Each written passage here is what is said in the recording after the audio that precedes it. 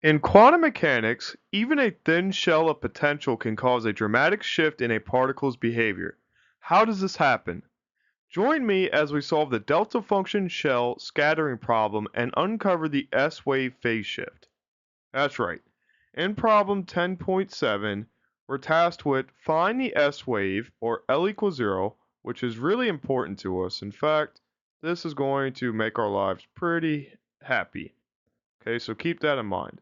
And if you remember, the S wave, or S in particular, the notation comes from all the labeling of quantum states, where S, P, D, F all correlated to some angular momentum level, L equals 0, 1, 2, 3, so on and so forth. So keep in mind that L equals 0 will be big for us and simplify this dramatically. And what we want is the partial wave shift delta naught at K for some scattering from a delta function shell that we showed in problem 10.4. Assume that the radial wave function U of r goes to 0 as r goes to 0 as r goes to 0, so we don't blow up at the origin. Okay, so not that bad of a problem, at least on the onset, but why do we care? Well, the pedagogical model is important and fun and the foundational for understanding key concepts in quantum scattering theory. I mean, think about all the problems we've seen just in this chapter and that we saw back in chapter 4. Whether it's a hard shell or a thin shell that's a delta function shell, all these types of problems are very important to us because of the fact that they're really easy and useful for modeling. That being said, where is this model seen in practice? That's what I want to challenge you with. To me, this would come up in any time we're dealing with molecules, atoms, anything that has some kind of spherical symmetry, right? And I'm thinking particularly like the labs where you're doing NMR work and you're taking doing measurements on them, things like that where scattering are needed. But let me know if you have any experience with it too, because I think that's cool. But moving on, if you want the PDF, they're still available on the Patreon. Just go to the YouTube collection or comment, and I can definitely send you the link. No big deal there. It's just, I guess I have too many links, like I've said previously. But definitely get the PDF. It's available for you and free, and it's a great way to follow along. That being said, if you're curious about the world of science, be sure to subscribe. I post educational content every week to quench your thirst for curiosity. With that, let's dive into this question. So, stop number one. What we first have to do is address the radial wave equation. And this is the time-independent Schrodinger equation in 3D for a particle for some given central potential V of r. And because we're dealing with the S wave, we're told that L equals 0. So the radial wave function U of r satisfies a simpler equation here without the angular momentum term, also called the centrifugal term. Again, terms can change with books, but remember that L times L plus 1 term that we had. We don't need to worry about that now because L equals 0. Like I said, that L equals 0 is reduced in this equation. It's something we could solve pretty quickly, all things considered. So what we have to do now is to isolate the derivative, put the differential equation in standard form. So we minus this potential over, or divide this negative h bar squared over 2m to everything. That puts a negative sign on the potential term and a negative sign over here. But we substitute out the energy term with our normal k substitution, so that's why it's negative here. And then we add the potential term over to the right-hand side, so we see this is added over here. Now, the reason why we do this is because if you remember, the delta function potential was alpha delta r minus a, okay? So if we're going to look for a solution for r greater than a and r less than a, where the potential is 0, we know that we can plug in 0 there, and we see that we are just left with negative k squared ur. And because we're interacting with the potential, we don't necessarily want a traveling wave, but rather standing waves. Okay, although the theory tells us that it's actually superposition of traveling and standing waves. So we're going to modify that concept here in a couple minutes, but realize that this is going to be the solution set that we want to work with, and this is the general form for the differential equation seen here. So with that, we need to go ahead and address what happens at the origin, knowing that we have the wave function needs to go to 0 as r goes to 0. So that's what we have to do first. So with that, if we plug in r goes to 0 here in the arguments, we see that we have k times 0, which goes to 0, and k times 0 goes to 0. And we know that sine of 0 goes to 0. Cosine of 0 goes to 1. And so all that's left over is the b coefficient at the function evaluated at 0. But because we need the 0 here to be equal to the function, we show that b is equal to 0, and that's what we have. So this gets rid of any cosines that we have, which would blow up at the origin and cause problems later, especially if we're writing the cosines as exponentials. We don't want that. So this leaves us with u of r equals a sine kr as a general solution for inside and outside. But when dealing with scattering, it's common to express the wave function in terms of a phase shift delta naught. This solution here that we have for sine of kr describes a free particle wave, but when the particle scatters from the potential, the wave gets, quote, shifted due to the interaction with the potential. And the shift is encoded in the phase factor or phase shift delta naught.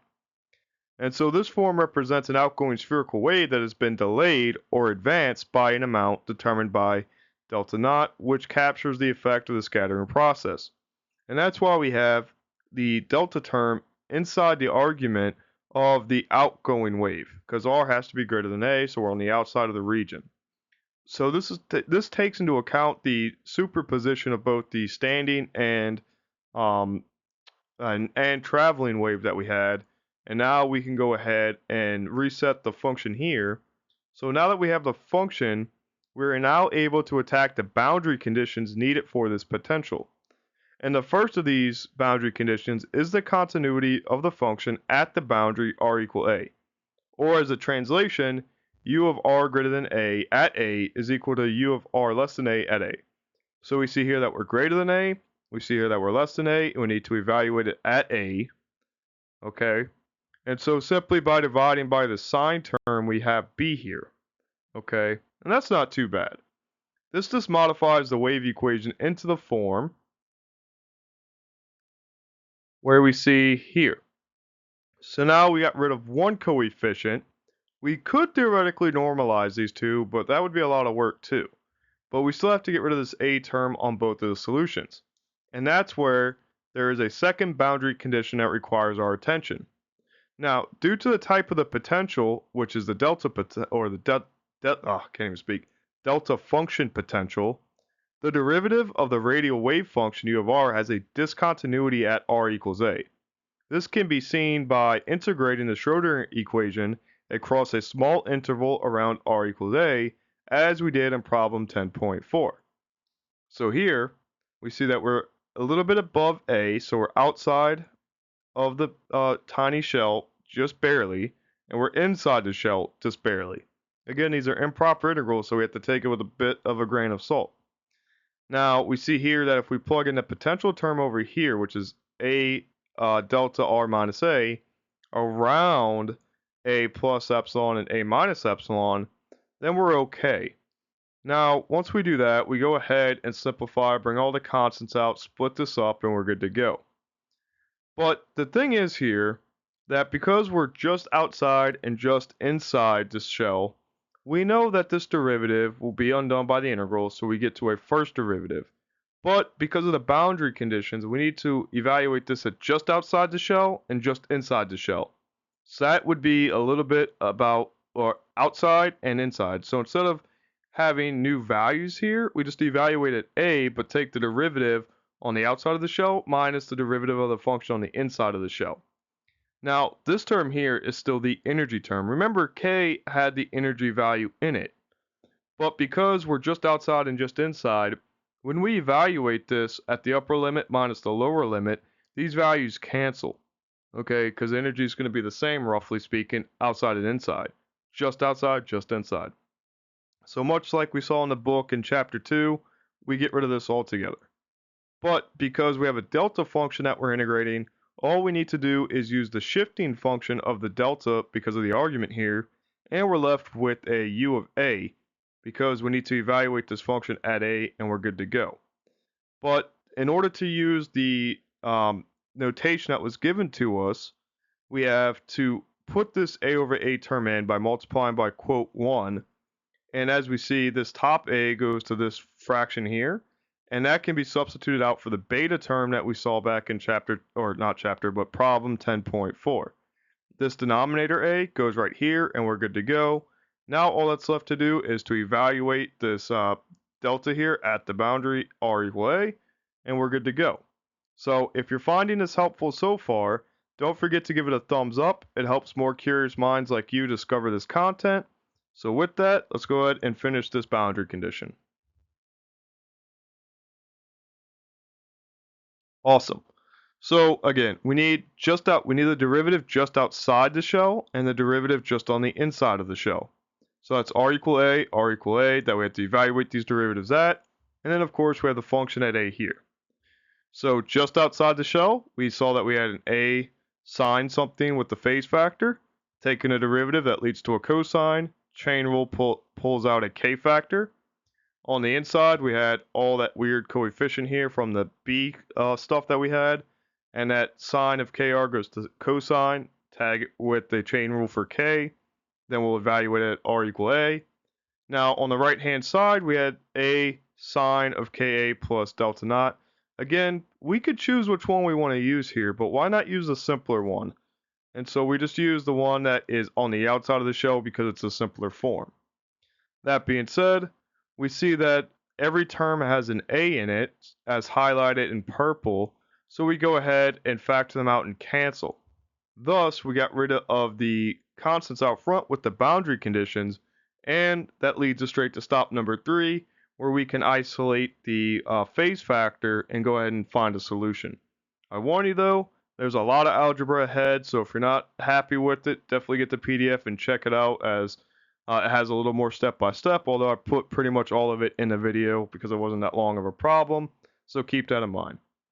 Also note that on the left-hand side here, we had a k in both terms, so we divide that over, and that's why you have a k underneath the beta term here. So that's where that went. And from here, as you see, I purposely color-coded the sign ka in the denominator here from the inside. And what we're going to do is multiply every term by the sign ka, and then we'll see something come to fruition.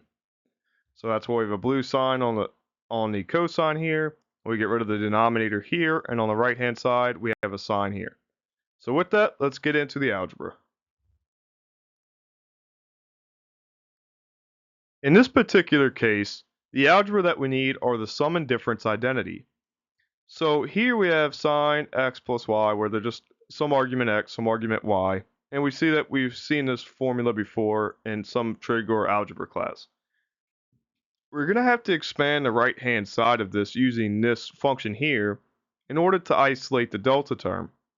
But as it were based on this setup, we can also compactify, if that's even a word, the left hand side with the difference identity.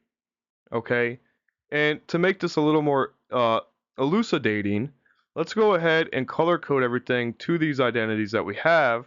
And we see that on the left-hand side, we have a sine of Ka, a cosine of a double argument, then minus a cosine Ka, and then a sine of a double argument. So that's pretty cool.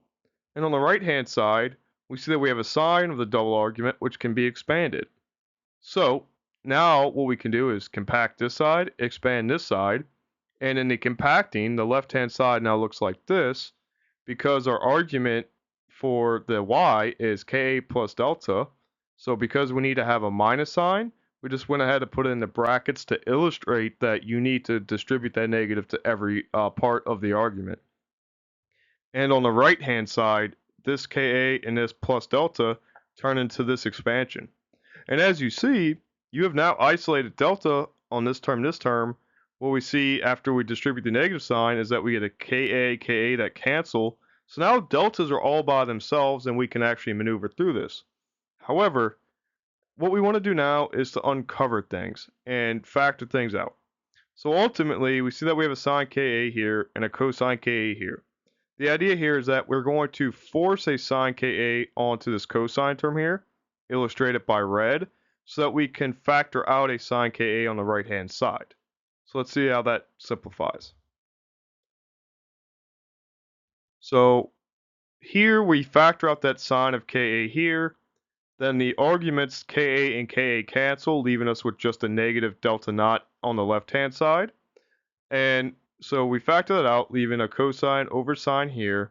No big deal. It's just a way to simplify it. Now, on the left-hand side, this negative, because sine is an odd function, can come outside. So we're good there. That isolates the delta term there. Cool.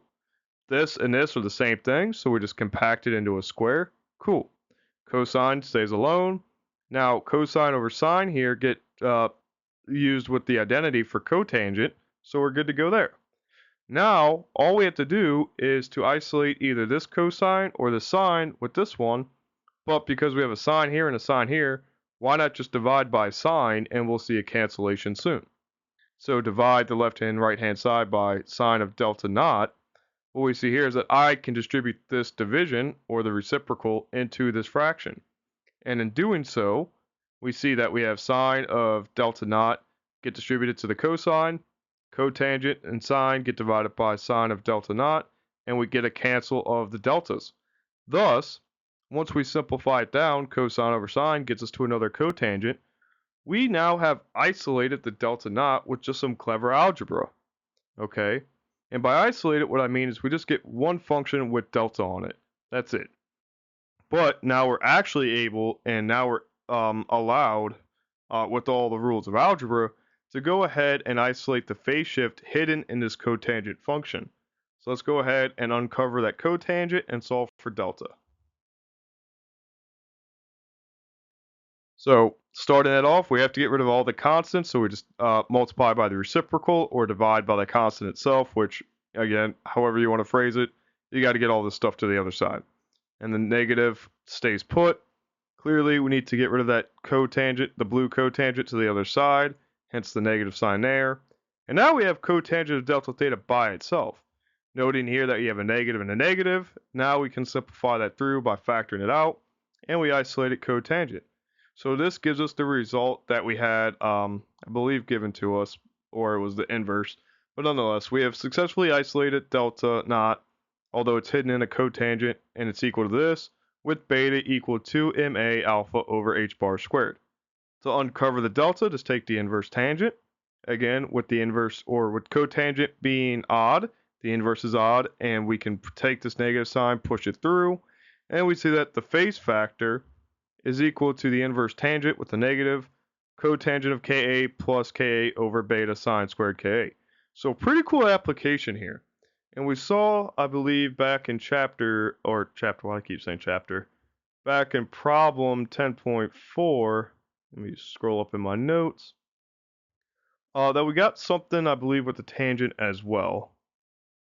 Yeah, we had to deal with the cotangent Ka and approximate that in a low energy form. So in both cases, we get something with cotangent. So that's pretty good accurate representation. And pretty cool to see both cases having a similar result, although a completely different mindset of how to solve it.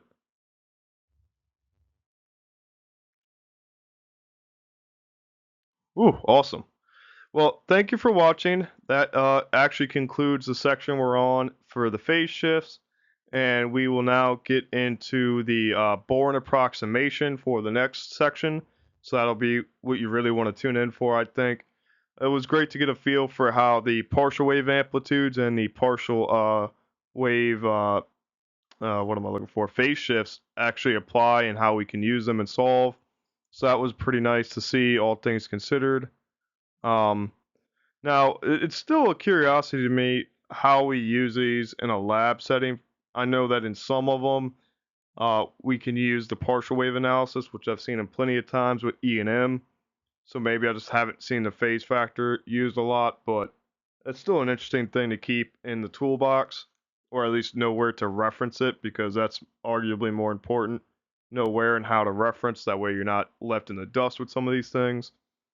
But with all that rambling, if you could, please share with a friend who's also curious about science. and let's grow this community together because I think this stuff is fascinating and deserves more attention. Whether you're a novice or already experienced, I think that we can cultivate a landscape of physics to actually generate more resource for the engineers and those who are looking to advance science as a whole. All that together, we can do something really special. So, thank you again for watching. Thank you for the supporters of this channel. You make this possible. And if you'd like, please consider joining the list that keeps growing. My Patreon page is getting more popular, and I have to give more credit to the people who helped that in the very beginning. You know, Cook, Cannon, and Martin, y'all were there pretty early, so thank you, thank you, thank you. Perez, you came on board right after them. So everyone, just understand I'm very grateful for all the support, especially in the outreach that we've been doing now, trying to get more high schools involved in some of the local stuff and showcasing other avenues of exploration, especially in the coding aspect where we can all get a little better. If you want to join in on this team and join the Patreon page, please do consider.